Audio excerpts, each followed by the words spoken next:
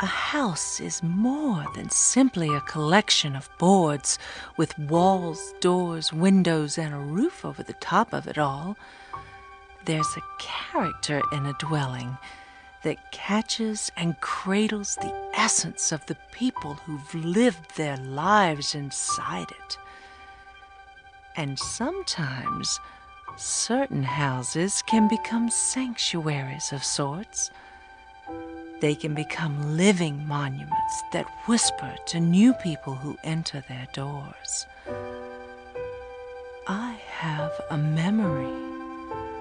I have a story.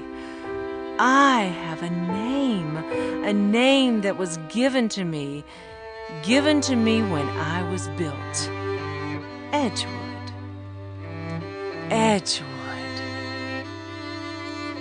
It was men, both enslaved and free, who were responsible for my creation. A man known as Francis Pickens first oversaw my construction, but it was always the women I've known who've shaped my personality. Magnificent women. Women of strong convictions. Women who were forced to endure what no one should have had to endure. Women with passionate ideals.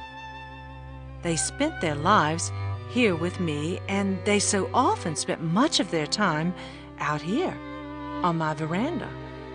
Sometimes they would drift out here to just catch the evening's breeze or entertain neighbors who would stop by for a visit. But often they found themselves out here just to escape the voices infused with the language of oppression and the political tirades that reverberated within my rooms. But I'm getting ahead of my story, aren't I? Let me go way back, all the way back to the very beginning.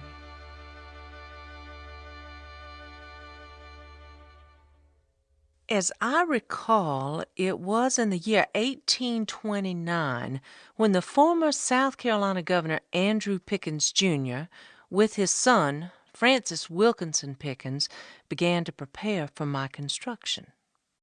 Francis insisted that I be built on a secluded hilltop outside of Edgefield. They started to transport some of the strong honey-colored planks of oak from the old Colonel's Cedar Fields plantation. His grand house had been badly damaged during the Revolutionary War, but Francis put them to good use once more. Margaret Eliza gave birth to 5 daughters and 2 sons. 4 of their girls lived to adulthood, but poor baby Frances never even survived to celebrate her first birthday, and our little Andrew departed this earth in his 2nd year. Perhaps the most cruel parting we ever had to bear was when their son Eldred succumbed to a congestive fever just days before his beloved mother followed him to heaven. And then Francis was lost, bereft, left here to care for his motherless daughters. Oh, the misery we endured then. Gone were the evenings of gaiety. Gone was the laughter of friends and the elaborate preparations made for the holidays. Gone was the mesmerizing aroma of tantalizing food. I found that I missed the amused expressions of the gentlemen as they exchanged their rowdy stories, smoky stories about the world outside my walls and far away from my fields. They bantered in their boisterous way as they talked of a thing called nullification. How they railed against the injustice of the federal trade tariffs that had been imposed upon them.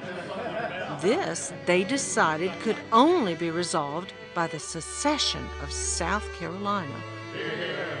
How could the South, the very center of agriculture, be treated so unfairly? All at once, it seemed, this energetic and perplexing activity was silenced, replaced, instead, with the sorrow of motherless girls, the confusion of a lonely husband, and the sympathy of loyal servants who were left behind without the mistress's daily orders. Then Francis would go away from home to chase after his political sirens, leaving his daughters in the capable hands of the tender, constantly attentive slave women he owned. These bondswomen cared for the master's children, not because they could be forced to, and not because it was what they were charged to do. No, they loved them because they were their children too. Their unfettered spirits were somehow remarkably able to take root and push their way up through the hard red clay of Edgefield, and in that place their ancestral wisdom would bloom, deeply enriching the lives of their captors. In those first 2 decades, I learned a great deal about human beings. I learned about what makes them happy. I found out about their pastimes and their celebrations.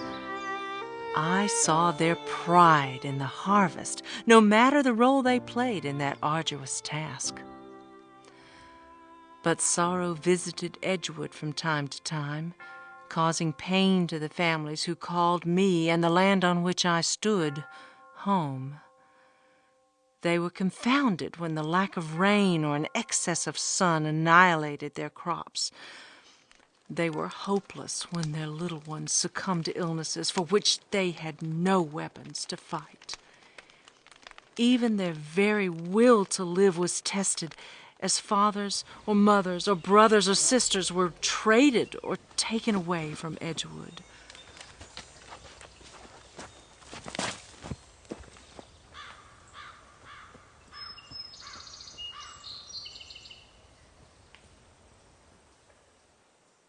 When I saw Francis's second wife, Marion, lose her battle for life, I saw hope flicker out inside him altogether. Until late in the summer of 1857, it was then that I saw love completely overtake and quite suddenly broadside the melancholy heart of Francis W. Pickens. Lucy Petway Holcomb, from Marshall, Texas, was often described as a lady who was preeminent for her beauty, intelligence, and accomplishments. Francis, at 52 years old, was secretly pining away for someone with whom he could share his life and who would heal the wounds of many personal losses. The journey up the St. Johns River was sweet, but would have been even more so had I had some lovely being with whom to repose. But never, even in his most secret dreams, did he imagine that he would have the good fortune to court a woman of such intoxicating beauty as the lively Miss Lucy. She arrived with her entourage, including her mother Eugenia and their servant Lucinda, at the Mecca of the seasonal resort hotels. White Sulphur Springs was the spot where the wealthy and those wishing to be so escaped the heat of the fever-laden southern summers.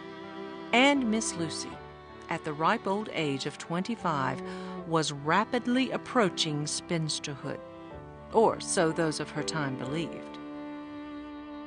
Francis Wilkinson Pickens watched with speechless admiration as this vision in gold floated toward him, and the twice-widowed congressman from South Carolina knew immediately that he wanted this woman to be his wife.